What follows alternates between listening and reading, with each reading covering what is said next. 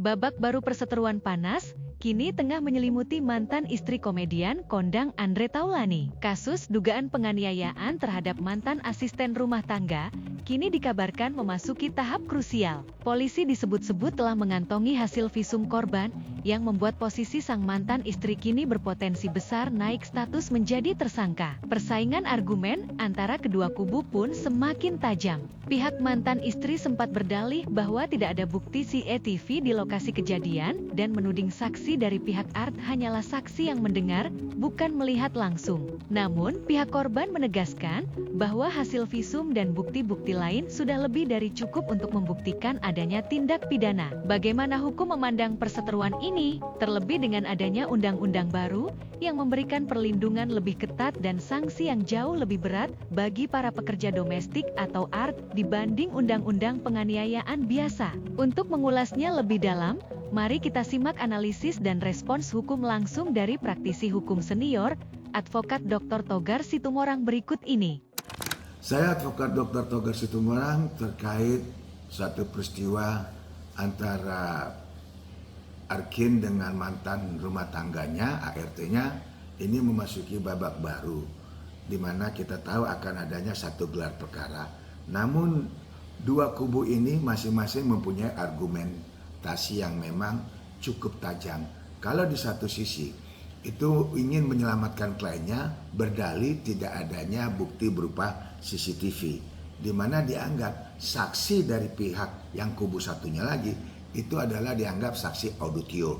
Namun semuanya itu tergantung daripada satu keyakinan daripada adanya satu gelar perkara yang akan dilakukan oleh pihak penyidik, dalam hal ini pihak kepolisian.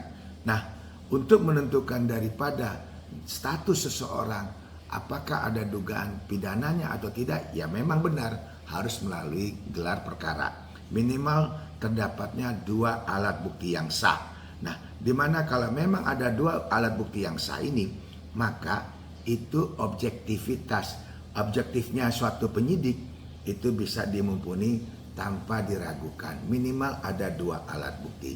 Dan kalaupun itu nanti masuk ke persidangan, yang diutamakan adalah satu keyakinan hakim, apakah betul satu peristiwa pidana itu ada atau tidak.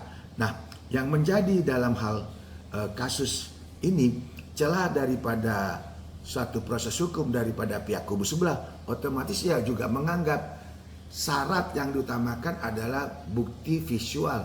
Itu benar-benar aja, ada-ada aja, boleh-boleh aja.